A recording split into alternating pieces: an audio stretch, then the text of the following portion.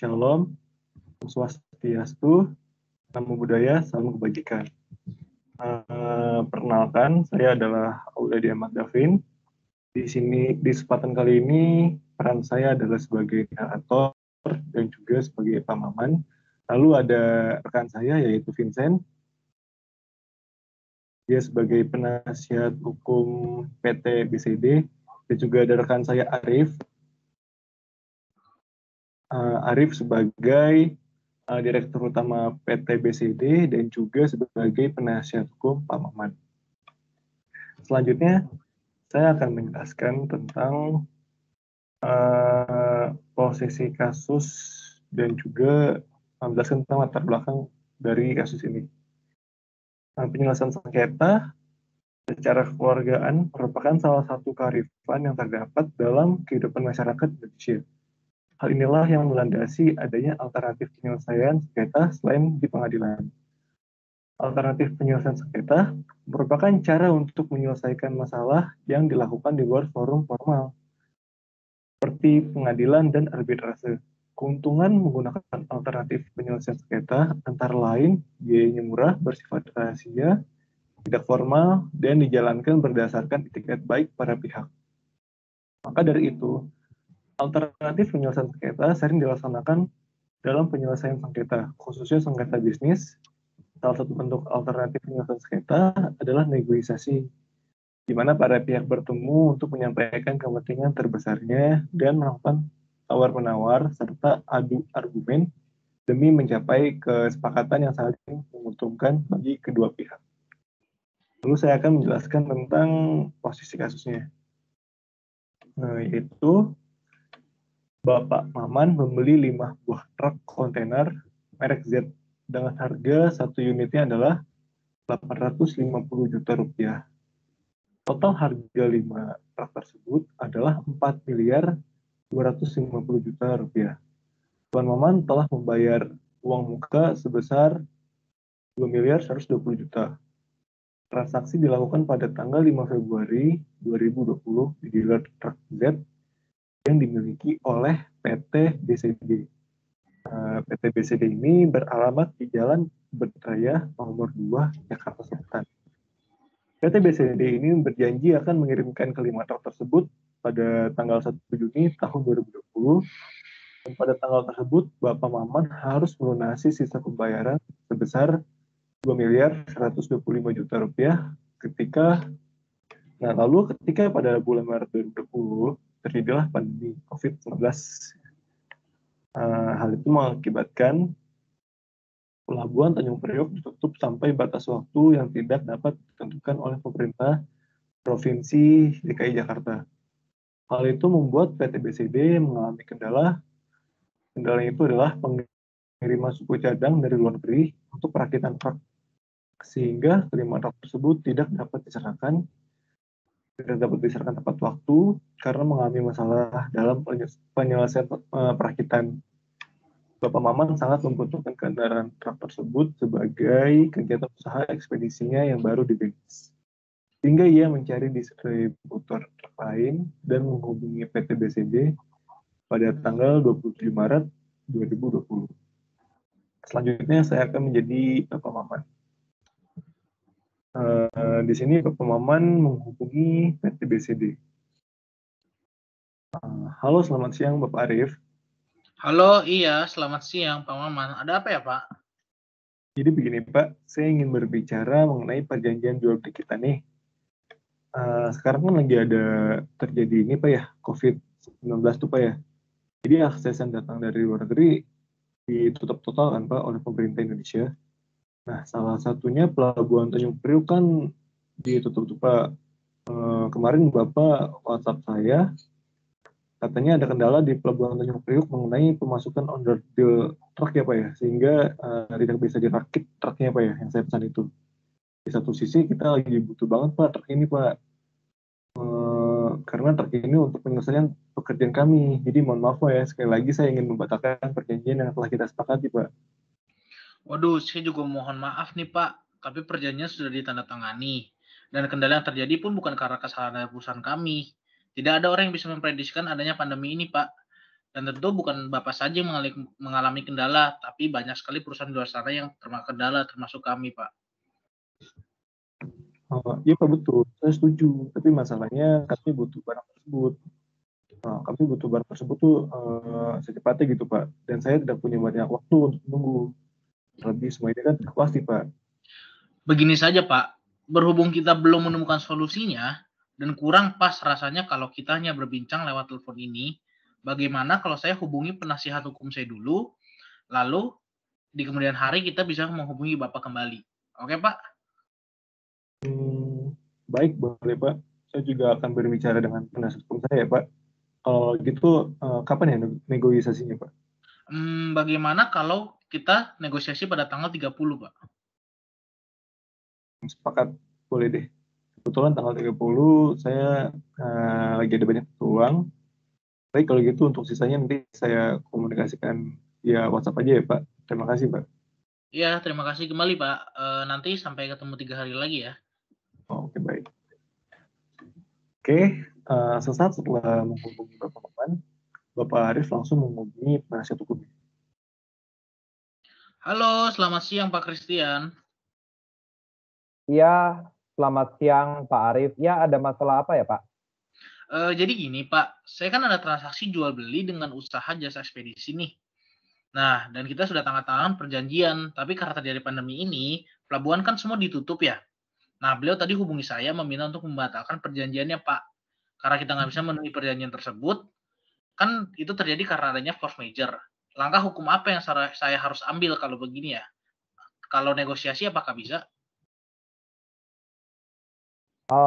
Kalau menurut saya, daripada kita harus membuang waktu, membuang tenaga, dan juga membuang uang untuk mengambil langkah hukum ke pengadilan, lebih baik Bapak melakukan negosiasi dengan yang bersangkutan tersebut agar lebih enak juga untuk kerjasama dalam waktu jangka panjangnya. Selain itu, di pasal 8 ayat 1, Akta Jual Beli nomor 1 tertanggal 5 Februari 2020, di mana saya ingat itu adalah akta perjanjian antara Pak Maman dengan PT BCD. Nah, di situ juga menyebutkan bahwa bila terjadi sengketa itu dilakukan dengan mengutamakan alternatif penyelesaian sengketa terlebih dahulu. Jadi menurut saya dalam hal ini PT BCD bisa lakukan negosiasi dengan Pak Maman. Iya, saya juga berpikir seperti itu. Dan saya sudah bilang ke perusahaan tersebut untuk bernegosiasi ulang dalam 3 hari ke depan, Pak. Apakah Pak Christian tolong bisa dampingi saya tanggal 30 nanti untuk negosiasi ulang? Iya Pak, siap, bisa Pak. Saya pasti bakal mendampingin Bapak. Kebetulan jadwal saya ini lagi kosong juga Pak. Ya udah, Pak. Itu saja sih yang saya ingin bahas ya. Nanti tanggal 30 kita bertemu via Meet Team ya, Pak. Terima kasih banyak atas waktunya. Oke, baik Pak. Terima kasih Pak. Nanti kalau untuk link Microsoft Teams-nya bakal saya kirim lewat WA ya Pak. Oke, selamat siang. Ya, siang Pak.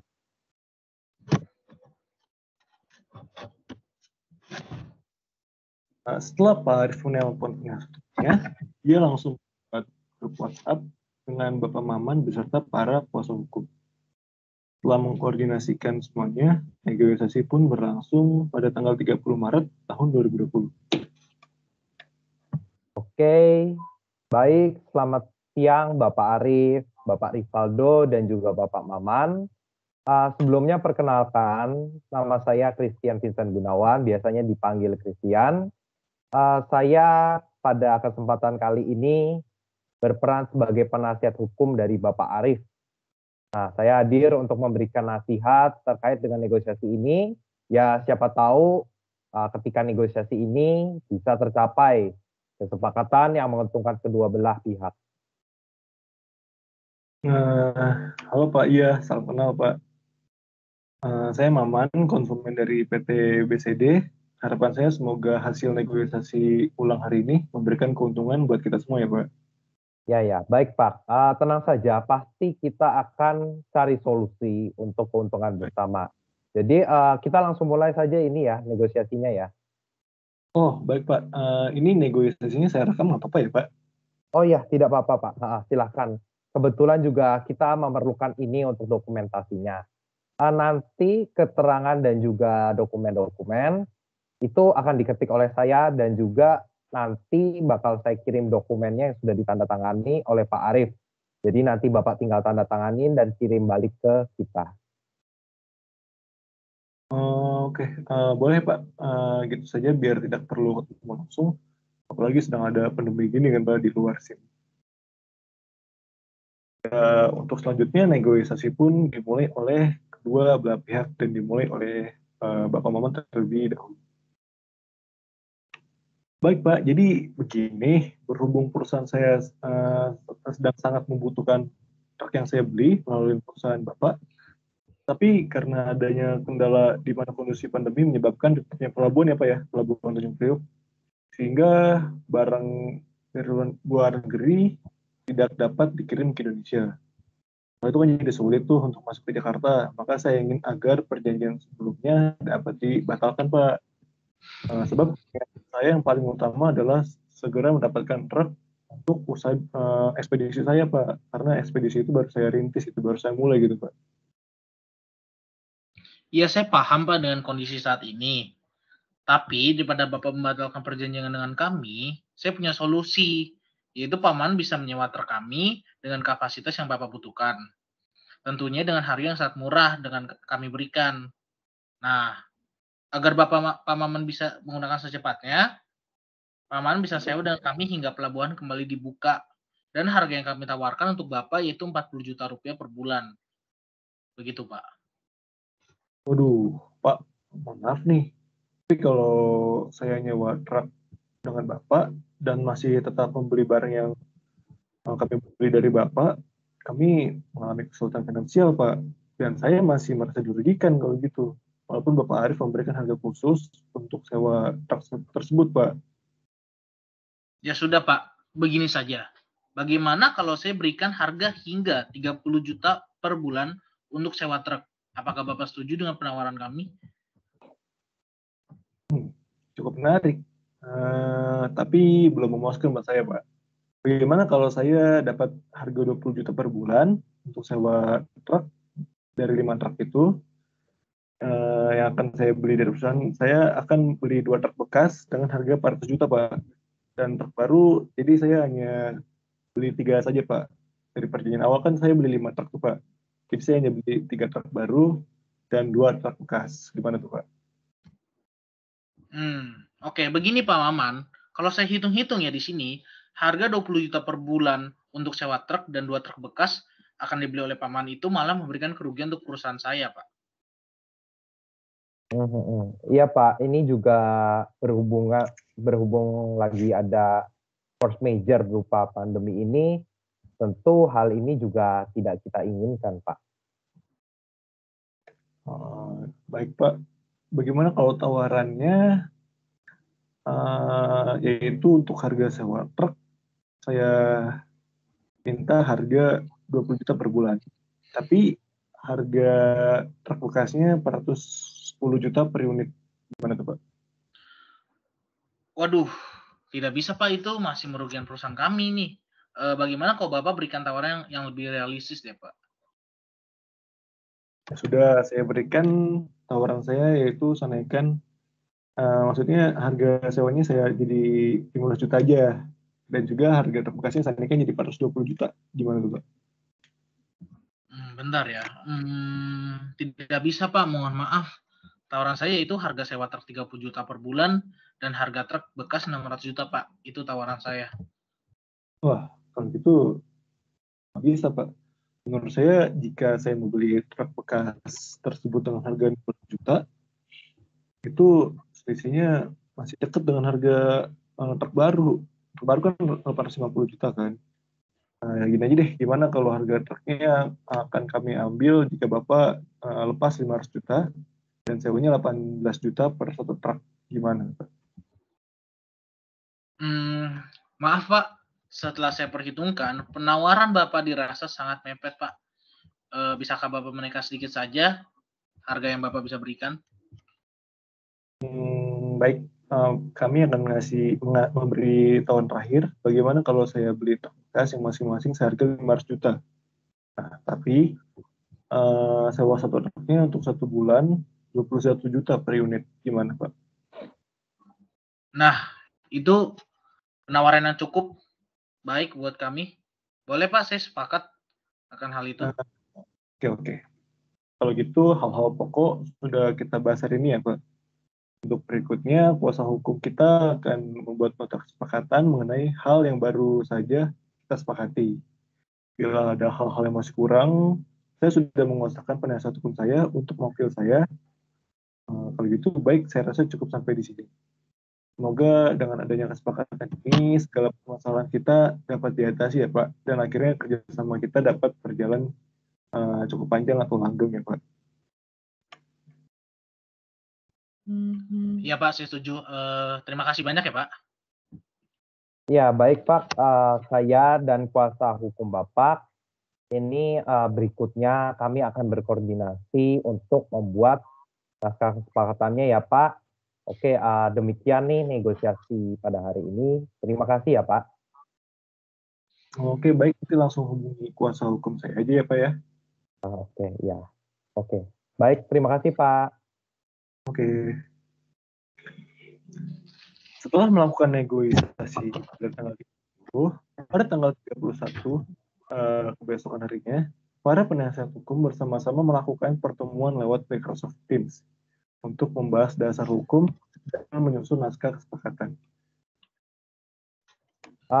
Baik, ini setelah proses negosiasi yang cukup panjang ini, telah saya simpulkan bahwa Pak Maman akan membeli 2 truk bekas seharga 500 juta dan menyewa 3 truk seharga 21 juta per bulannya. Pak Rivaldo, ini apakah kesepakatan baru ini akan kita buat ya dalam bentuk perjanjian baru atau gimana ini Pak? Bagaimana tanggapan Bapak? Saya rasa belum ya. Masih perlu pembahasan lebih lanjut mengenai detail ketentuan dan kesepakatan ini. Kesepakatan ini kita jadikan gambaran umum saja untuk nantinya kita buat perjanjian baru. Ya, oke. Saya setuju. Berarti dengan dibuatnya perjanjian yang baru nanti, itu bakal menghapus perjanjian lama ya Pak? Iya, lebih tepatnya mengakhiri perjanjian lama. Dengan dibuatnya perjanjian baru yang disepakati oleh kedua belah pihak, maka dari itu perjanjian yang lama sudah tidak berlaku ya. Oke, iya. Saya baru ingat Pak. Mengenai pengakhiran suatu perjanjian itu dapat didasari oleh pasal 1413 sampai 1424 Kitab Undang-Undang Hukum Perdata, yaitu dengan pembaharuan utang. Mana pembaharuan utang ini adalah persetujuan di mana suatu perikatan yang telah dibatalkan dan sekaligus suatu perikatan lain harus dihidupkan yang ditempatkan di tempat yang aslinya. Jadi hasil dari negosiasi ini adalah para pihak sepakat untuk membuat perjanjian baru yang dikarenakan adanya COVID. Ya betul Pak, COVID-19 ini sangat mengganggu perekonomian negara dan tentunya kita sebagai masyarakat terkena akibatnya, seperti macetnya proses bisnis yang sudah berjalan ya Pak.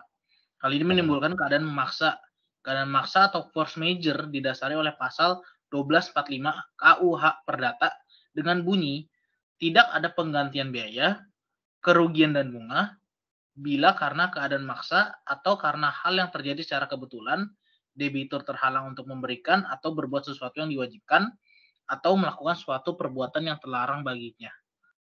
Iya, betul. Dan berdasarkan pasal 1413 angka 1 KUH Perdata, perjanjian baru dapat dibuat apabila perjanjian baru tersebut dibuat untuk kepentingan kreditur yang menggantikan utang-utang yang lama. Lalu kapan kita akan membuat perjanjiannya, Pak? Sebentar ya. Oke. Ini bagaimana jika kita buat perjanjiannya nanti tanggal 25 April? Mengingat kita ini juga perlu pembahasan lanjutan untuk menentukan detail perjanjiannya seperti apa nanti.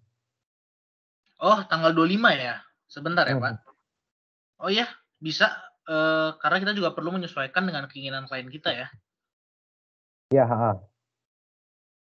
Oke, berarti tanggal 25 ya. Nah, ini berikutnya nih untuk kesepakatan ini, kita buat hal-hal umum yang penting saja. Oke, jadi untuk kesepakatan yang bakal kita tulis ini, bakal kita masukin hal-hal yang penting aja dulu. Kemudian untuk kesepakatan ini berakhirnya kapan ya, Pak? Kalau dari permintaan Pak Maman sih, beliau mintanya tanggal 8 Juli saja, Pak. Oke, baik, Pak. Ini kebetulan saya sudah buatkan Google Doc. Ini nanti Google Doc-nya saya share di WA Bapak aja ya. Ya, boleh Pak. Terima kasih banyak. Oke.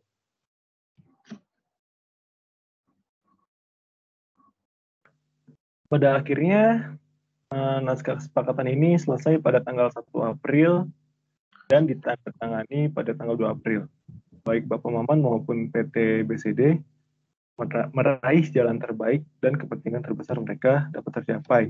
Walaupun tidak sepenuhnya, berikut adalah beberapa dokumen yaitu surat kuasa, penasihat hukum, dan dokumen kesepakatan hasil negosiasi.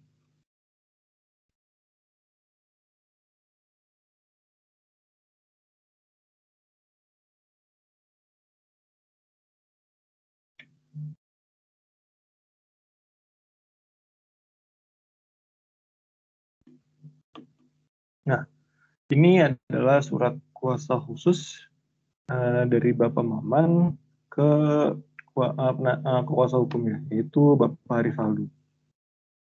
Ya, kita bisa lihat.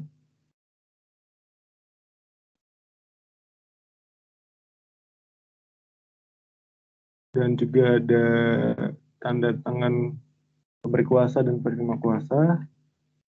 Lalu ada surat kuasa khusus dari Bapak Arif selaku Direktur Utama PT BCD kepada penerima kuasanya, yaitu Bapak Christian Vincent Gunawan. Kita lihat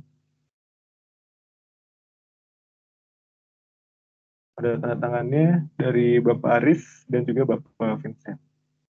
Dan juga dokumen yang ketiga adalah kesepakatan hasil negosiasi antara PT BCD dan Bapak Maman.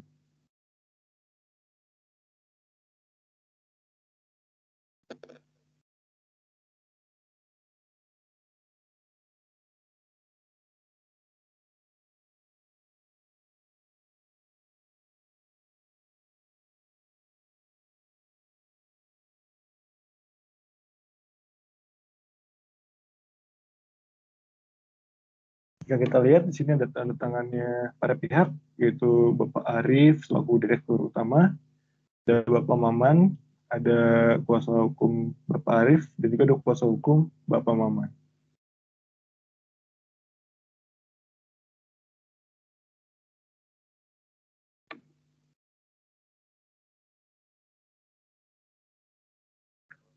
Oke, sekian dari kelompok kami, kelompok 4, mata kuliah PLK 10 dari kelas A.